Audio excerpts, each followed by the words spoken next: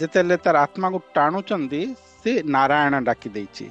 just आत्मा बाहरिबा पूर्वरु आ जेमती नारायण ता मुहरु उच्चारण हो जाइछि सांगे सांग विष्णुदूत आसी पहुंची जाइछन केते जण विष्णुदूत आसिले 4 जण विष्णुदूत आसिले तो एठी गोटे जिनिस अछि जे 3 जण जमदूत कहीं आसिले और 4 जण विष्णुदूत कहीं आसिले एटा गोटे प्रसंग एटा हमें कहिथिले ना नहीं एटा हमें कहिनो बोधे के जानिचंती 3 जण जमदूत आसिले किंतु 4 जण विष्णुदूत आसिले कोन पई एमती कोन हला कहीं कि ना एटा गुरुदेव कहंती तांग लेक्चर रे 3 जण जमदूत एथि पई आसिले जे आमे जो कर्म उडा करूचे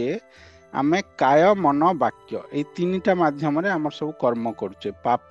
जेते पाप करूचे कि पुण्य करूचे जहाँ भी करूचे आमे काय मन वाक्य ए तीन माध्यम रे करूचे हमर शरीर द्वारा हमर मन द्वारा भी पाप करूचे आउ हमर वाक्य द्वारा भी पाप करूचे ए कली जुग रे मन द्वारा जो पाप होची ता पई हमको प्रायश्चित करबा पडुनी कि हमको माने से पापर प्रतिक्रियाटा होनी एटा गोटे रिलैक्सेशन अच्छी कली जुग रे किंतु सत्य जुग रे जोटा मन रे भी पाप कले तार भी रिएक्शन भोगिबा पड़े तो कली जुग रे भी आम पाप करछे किंतु जेतेले आम जहाँ भी फिजिकली भी जो पाप करछे काय द्वारा बॉडी द्वारा से पापटा जेतेले होउची तार फर्स्ट रे सेटा आरंभटा कोठी होउची आरंभटा प्लानिंग रहउची ना मन भितरे सेटा आरंभ होउची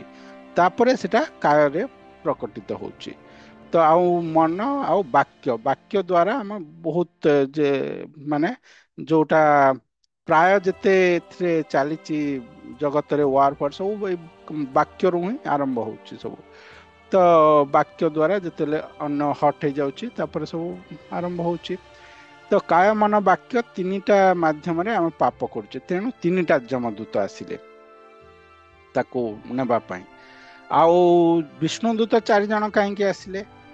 ना विष्णुदूत एथि 4 जण आसिले ना से नारायण ना उच्चारण करथिला नारायण 4टा अक्षर तो तेणुक 4 जण विष्णुदूत आसी पहुंची गले जेहेतु से नारायण ना उच्चारण करछि